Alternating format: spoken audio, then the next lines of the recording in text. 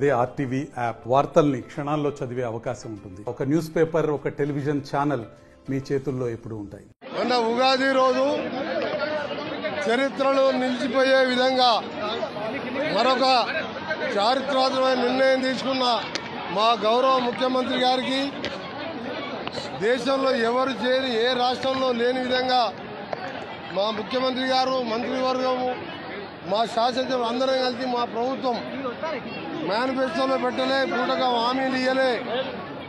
ఇవాళ మేము ప్రవేశపెట్టిన ప్రతి పేదవానికి రేషన్ బియ్యం, దొడ్డు బియ్యం కాదు, సన్న బియ్యం ఇవ్వాలి. ఇది ఒక సంక్షేమ కార్యక్రమం కాదు.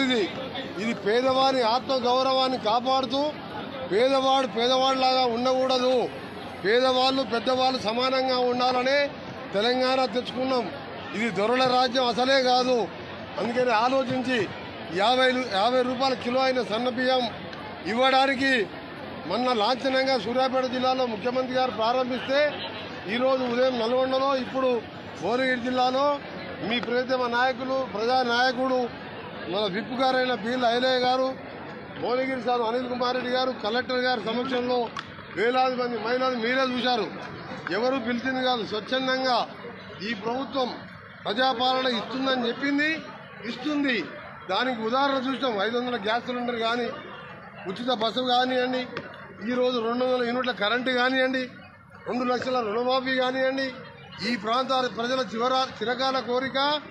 పైన మల్లన్న సాగర్ ఉంటుంది, 5 గండిపేటల కెపాసిటీ, కింద మాత్రం సుక్క నీళ్లు ఉండదు, బోర్లు వేస్తే నీళ్లు పడదు.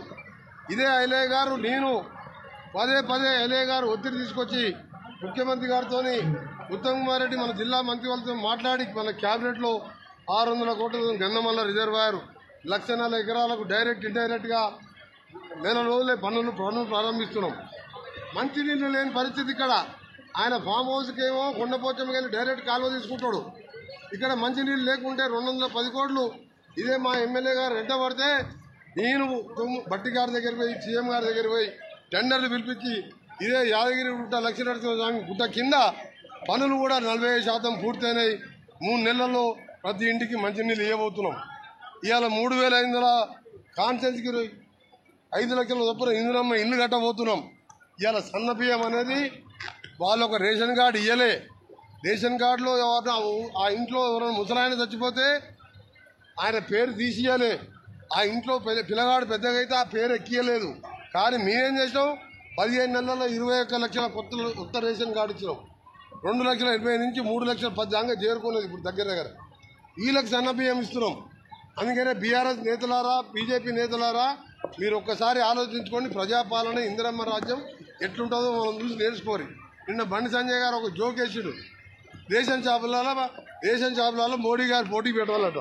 అంటే ఇవాళ హైదరాబాద్ ఎయిర్పోర్ట్ కట్టాం మేము. ఇవాళ కేంద్రం అంటే ఏంటి? రాష్ట్రాల సముదాయం. రాష్ట్రాలు వచ్చే ఆదాయంతోనే కేంద్రం నడుస్తుంది.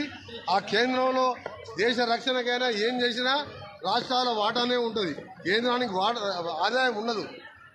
మేము రూపాయి ఇస్తే మాకు 42 వాపసు ఇస్తున్నాడు. అదే ఉత్తరప్రదేశ్, బీహార్కు రూపాయి ఇస్తే 7 రూపాయలు ఇస్తున్నాడు. ఇవాళ మేము ఒకటే అడగదలుచుకున్న బండి సంజయ్ గారిని, తెలియకుండా తెలుసుకోను. ఇవాళ ఎయిర్పోర్ట్ కట్టాం, జిఎంఆర్ ఎయిర్పోర్ట్ 5,000 ఎకరాల భూమి ఇచ్చినాం, 13% వాటా ఉంది. మా ముఖ్యమంత్రి గారి ఫోటో ఎందుకో పెట్టలేదు. మేము అడుగుతున్నామా?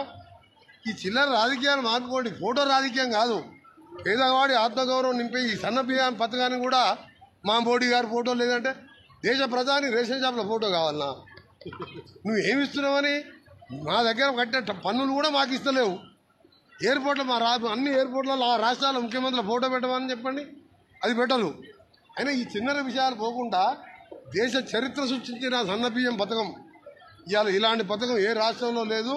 నిజంగా ప్రజలందరూ కూడా బాగుండాలని కోరుకునే ఇందిరమ్మ రాజ్యంలో మన ఉగాది, నిన్న రంజాన్ 2 పర్వదినాల ఈ పథకాన్ని ప్రారంభించుకోవడం, ఇవాళ యాదగిరి గుట్ట లక్ష్మీనరసింహ స్వామి సన్నిధిలో ఈరోజు ఈ పథకాన్ని మళ్ళా భువనగిరి జిల్లాను ఇక్కడి నుంచి ప్రారంభించడం చాలా సంతోషంగా ఉంది.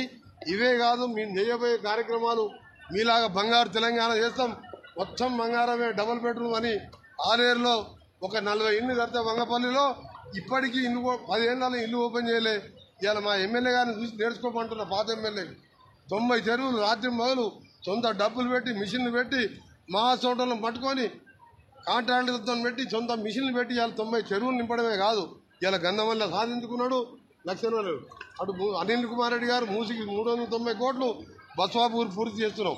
ఇది ఒక సిస్టమ్ ప్రకారం, ప్లాన్ ప్రకారం ముందుకు పోతున్నాం. ఇవాళ నల్గొండ జిల్లాతో పాటు ఆ తెలంగాణ మొత్తం కూడా 3.5 ఏళ్లలో కూలిపోయిన కూలేశ్వరం గడ్డం మేము దోసుకునే అలవాటు కాదు. ఇలా తెలంగాణ వచ్చింది ఇచ్చింది కాంగ్రెస్ పార్టీ కాబట్టి ఇంకా 3.5 కాదు, ఇంకా 5 ఏళ్ళైనా కాంగ్రెసే ఉంటుంది. ఈ గుట్ట కట్టినాయన చెప్పుకుంటాడు. ఆయన ఏమి చెప్పిండు? 360 కోట్లు బకాయి పెట్టిపోయింది నా మీద, ఆర్ఎండ్బి బిక్క మీద.